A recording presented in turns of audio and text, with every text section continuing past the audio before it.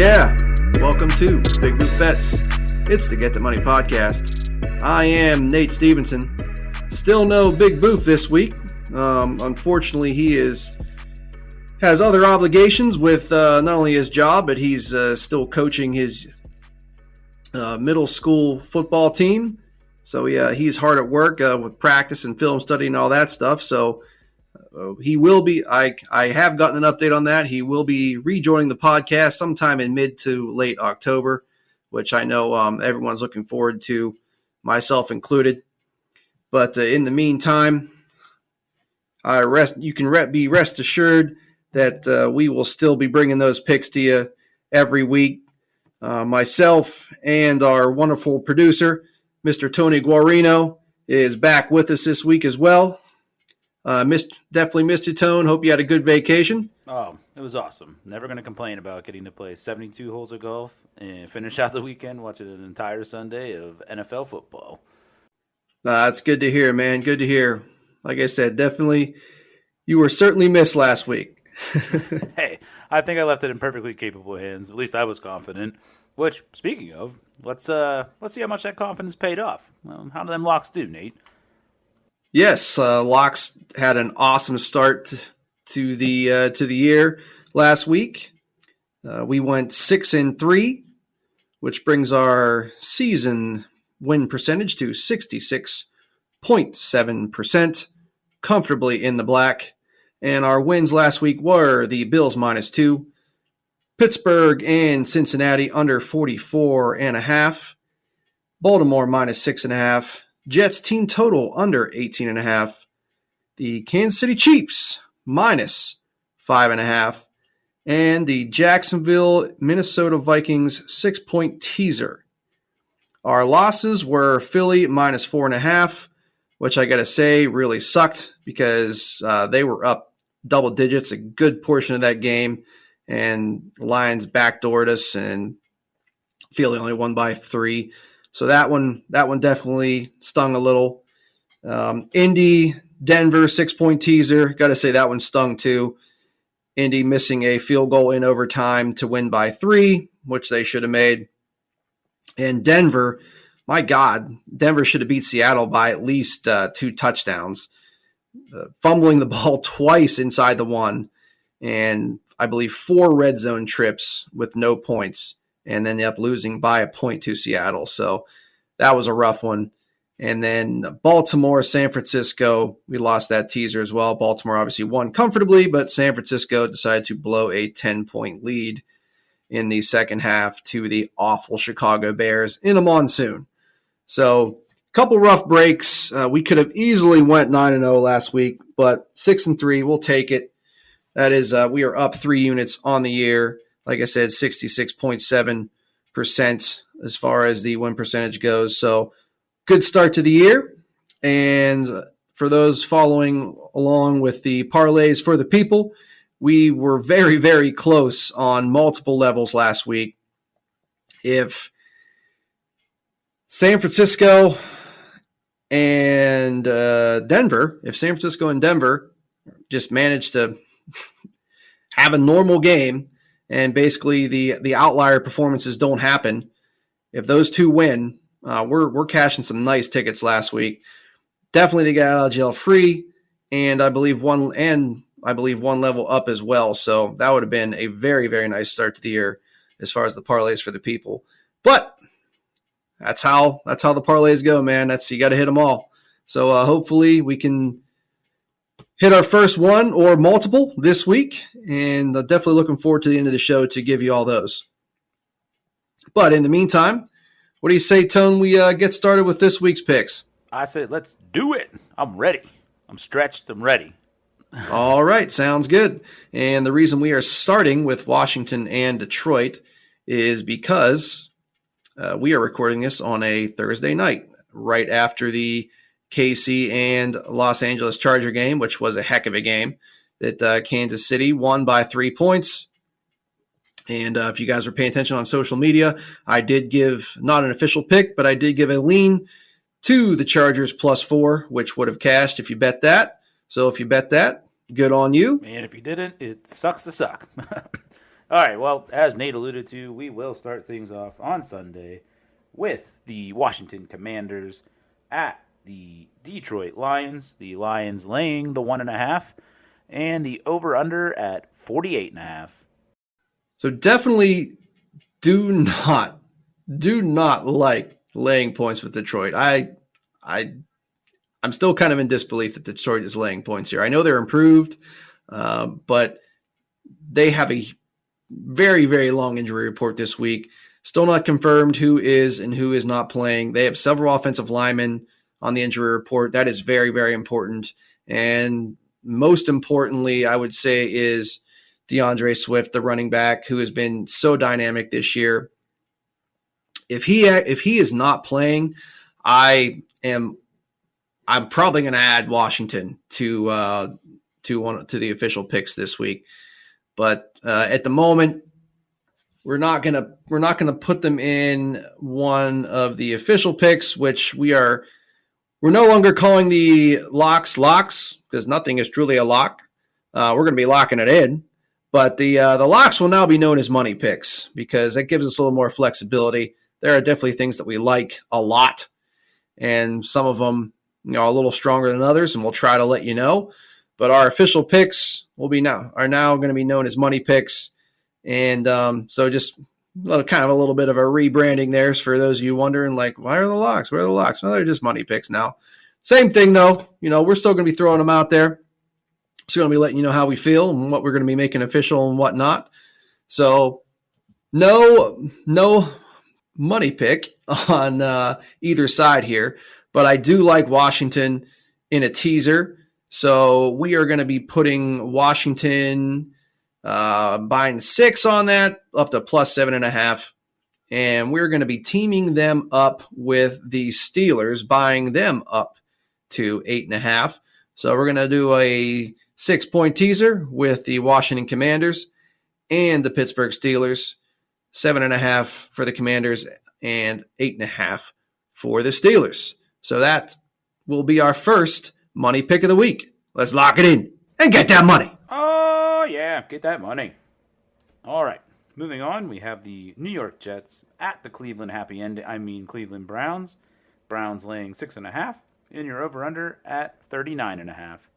Love the Browns to win this game. The Jets are awful. I don't expect them to do anything offensively.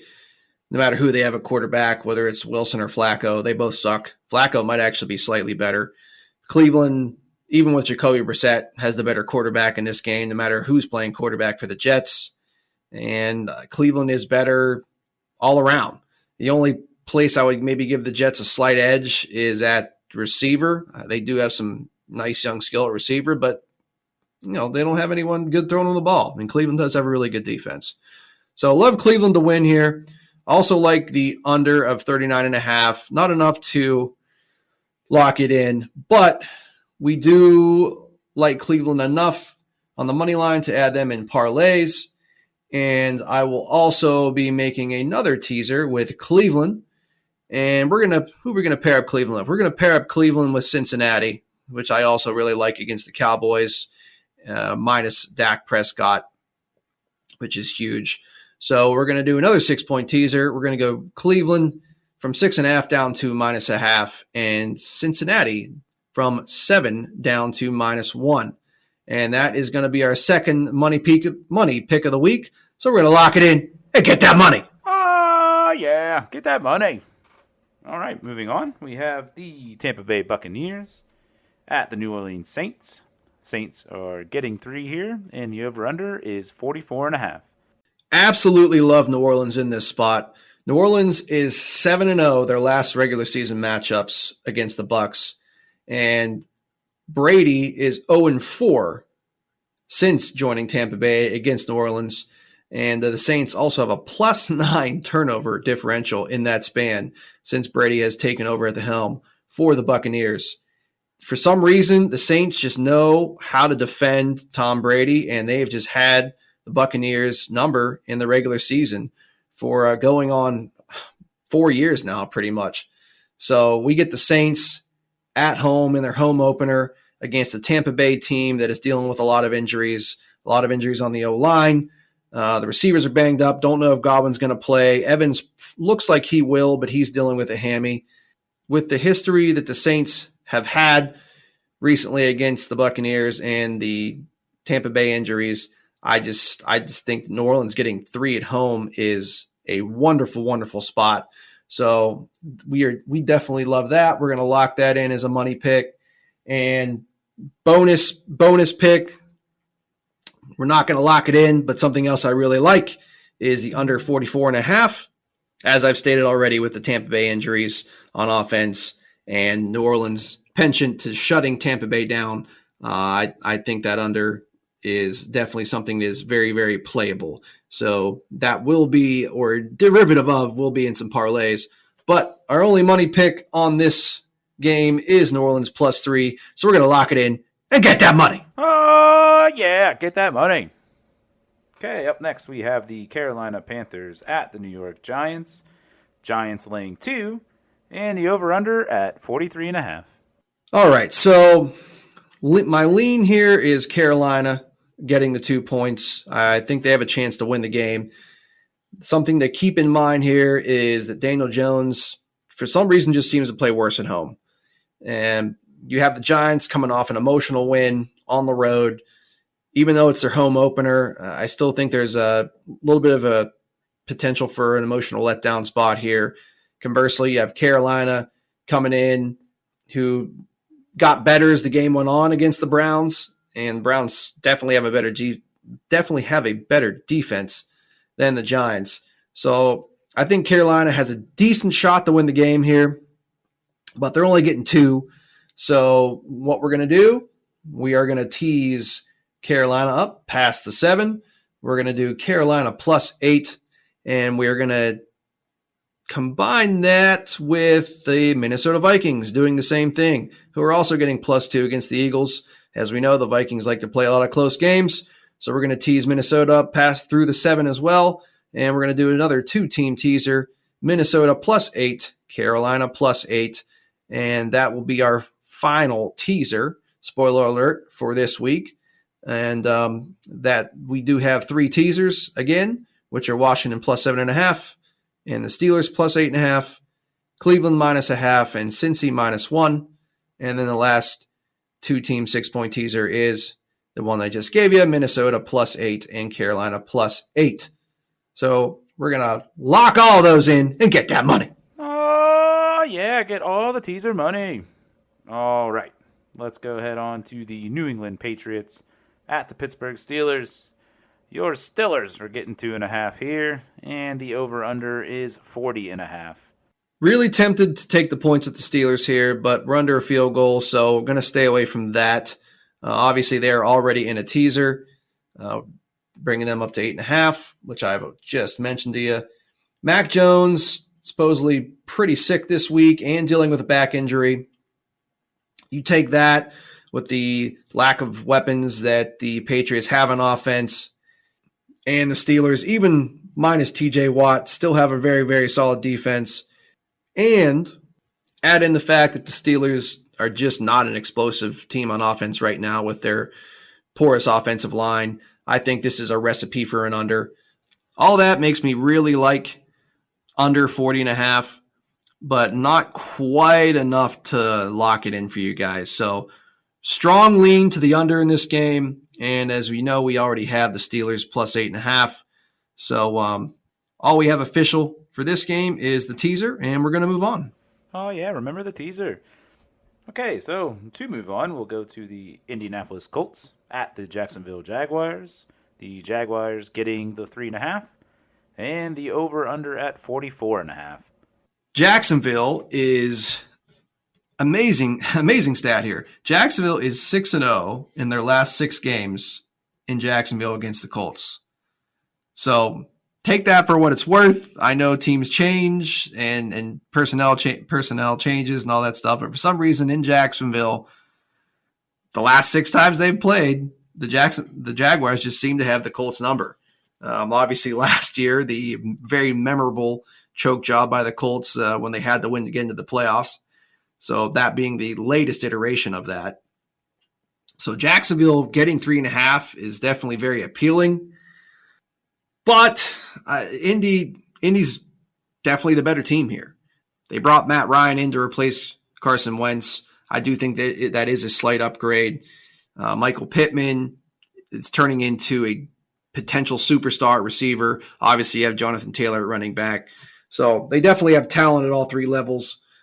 But I just can't bring myself with that history to take Indy's side here. I think if you're going to do anything, take the points with the Jaguars and make Indianapolis prove that they can actually win in Jacksonville. So strong lean to Jacksonville plus 3.5 based on all of that. Total we're not going to touch, and we're going to move on. And move on we will. Up next we have the Miami Dolphins at the Baltimore Ravens. Ravens laying 3.5, and you're over-under at 44.5. Okay, last year Miami won 22-10, and all they did was blitz the hell out of Lamar Jackson. Literally just basically went cover zero and said, you're not going to beat us with your legs. Throw the ball. And at least for that game, he couldn't. At least not good enough to beat him. Miami shut him down completely. And like I said, won 22-10. Now, defensive coordinator last year was Josh Boyer. He was retained on the new staff, so he is still there. And I think you can expect a very similar, if not identical, game plan. And if they do that, I would expect a similar result because Lamar Jackson, for as great of an athlete as he is, he's still not and probably never will be a polished passer. Miami is getting 3.5. I do like that, but I think if you want to be safe with the potential inconsistency that you may or may not get from Tua and facing a much more healthier version of the Baltimore defense than was there last year, I think under 44.5 is your best bet in this game. I like it a lot. I think this is going to be a defensive struggle, and only 32 points scored last year. I think that you can expect something in that neighborhood again this year. So under 44.5, we like that a lot, and we're going to lock it in and get that money. Oh, yeah, get that money. All right, next we have the Atlanta Falcons at the Los Angeles Rams. The Rams are laying 10.5, and the over-under at 45.5. I like Atlanta here, getting 10.5 points. I just think that's too many points. They should have beat the Saints last week. They should have. If Mariota doesn't fumble the ball late and give the ball back to the Saints, Atlanta wins that game against a New Orleans team that is a strong contender in the NFC to represent that conference in the Super Bowl.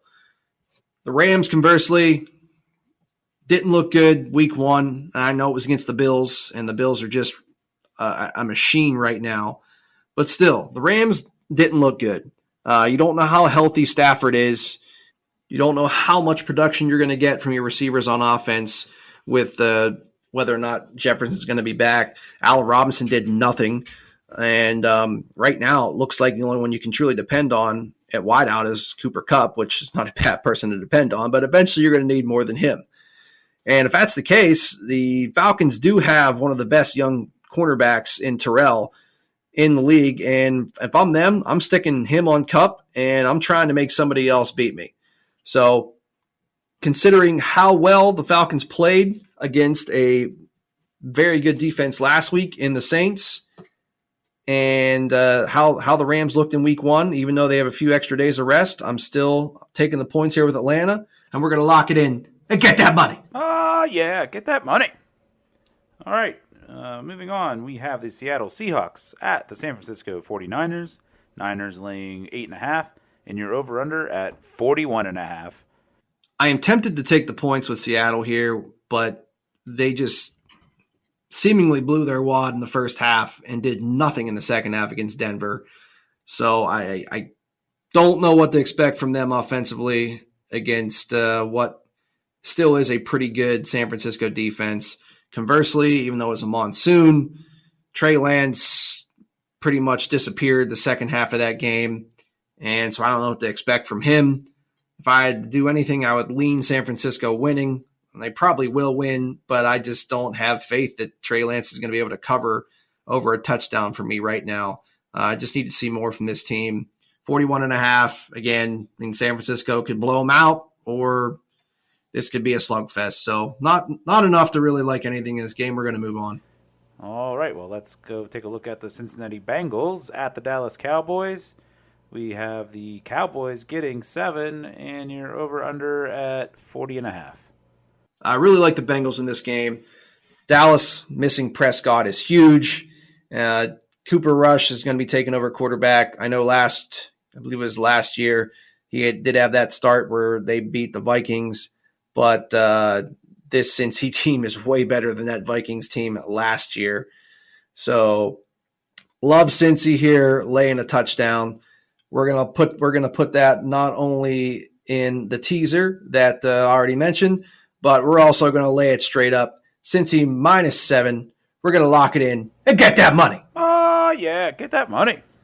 Okay, up next we have the Houston Texans at the Denver Broncos. Broncos laying 9.5, and you're over under at 45.5.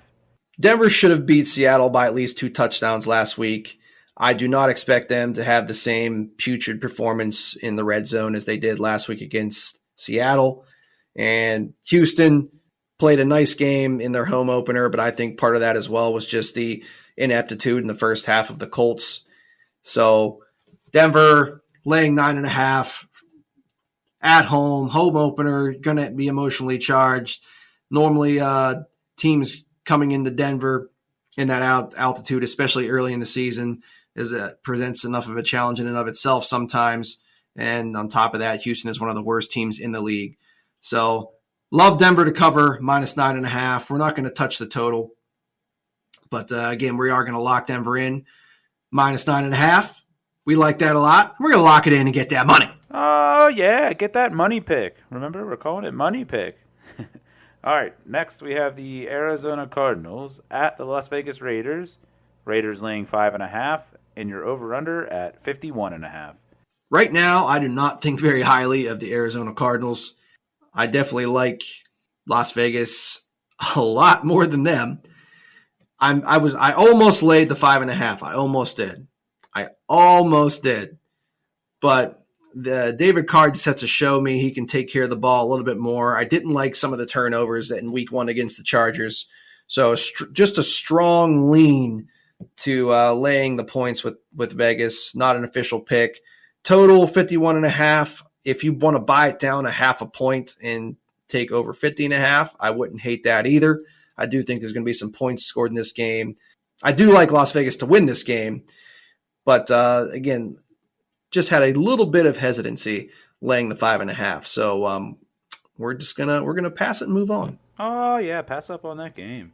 Okay, moving on, we have the Chicago Bears at the Green Bay Packers. Packers laying 9.5. You're over under at 41.5.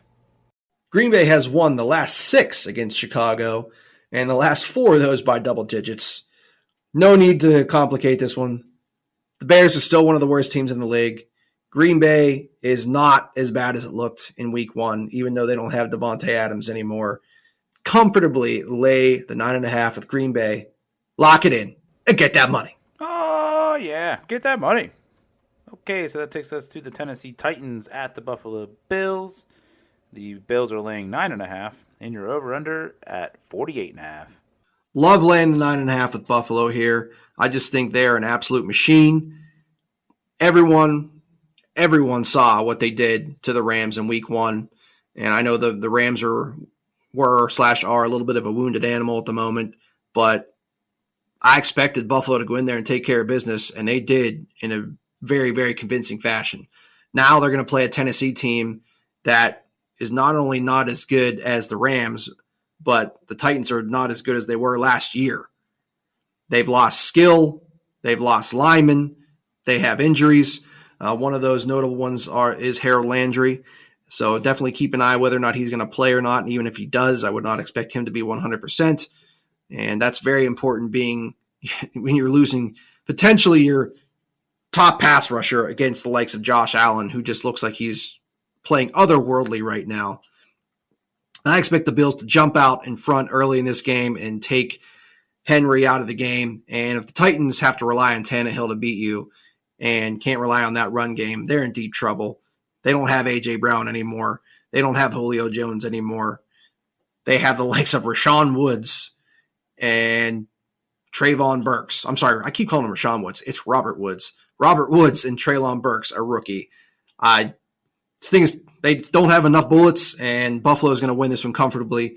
Lay the 9.5 with Buffalo, and potentially even consider a sprinkle on the over because Buffalo might cover most of that. They should cover most of that themselves. But only official pick, Buffalo 9.5, laying the points. We're going to lock it in and get that money. Oh, yeah. Circle the wagons, get that money. Okay, the final game for the week is the Minnesota Vikings at the Philadelphia Eagles. Eagles laying 2 and the over-under at 50.5. I do expect this to be a very, very competitive game. These are two teams with the potential to make deep playoff runs this year, and I just think this is going to be an awesome game to watch. Philly looked really good in week 1. Minnesota looked really good in week 1. And it's Monday night. It's going to be on national TV. The only concern about that is Kirk Cousins' penchant to not play well under the lights. His career record, not good at all. Having said that, he has won his last 2, so maybe he's turning a corner. But Minnesota does have a penchant to play close games, and as we know, we already had them in the teaser, so that's all we're going to do for that game. And we're going to lock it in again and get that money. Oh, yeah. Get that teaser money again. So that's it for this week's breakdowns. And just to summarize everything, we have 9 money picks this week.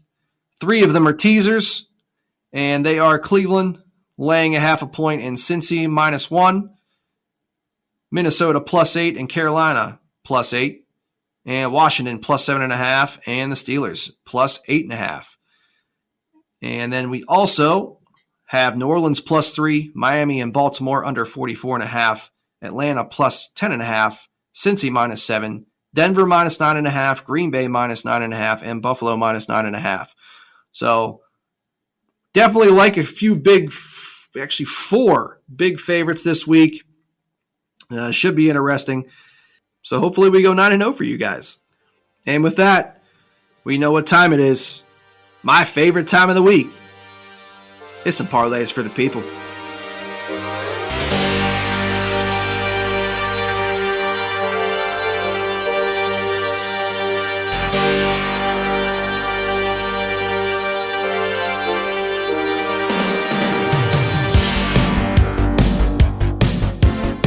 Oh, yes. We love it. We love it. We love it. We love it. All right, ladies and gentlemen, we got 4 tiers to it this week. I'm going to try to go through this fast because I know I was going a little longer than I wanted to in some of the breakdowns. So we're going to start off with the lotto. This week's lottery ticket. It has 22 legs on it. And we're going to start with the Washington money line and over 44.5. The Browns money line and under 48.5. The Saints money line and under 52.5. The Carolina money line.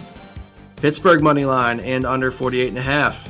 Jacksonville money line. Miami money line and under 48.5. Atlanta +14.5. Seattle +17.5.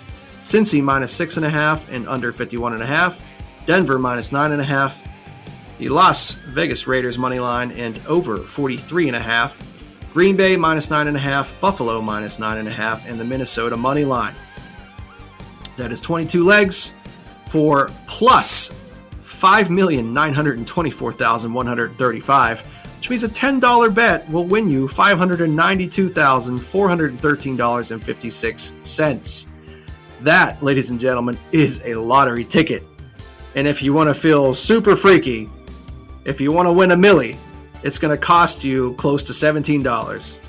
About a $17 bet will win you just over $1 million. And that is all using the FanDuel Sportsbook app, where you can combine a bunch of same-game parlays and whatnot. And that's what we were doing. We manipulated some lines, moved some stuff around, took some money lines, got a little freaky. That's why it's called a lottery ticket. So that's the big one this week. That's the retirement. Let's get one. We're going to get one of these days, I'm telling you. So we have 2 more tiers. I will post all these online. And if anyone has any questions, just hit me up on Twitter. So we're going to skip the next 2 tiers. Like I said, we're just going to post them online. Skip right to the get out of jail free parlay, which again we hit, I believe, about 5 times last year. So I'm hoping to hit it even more this year.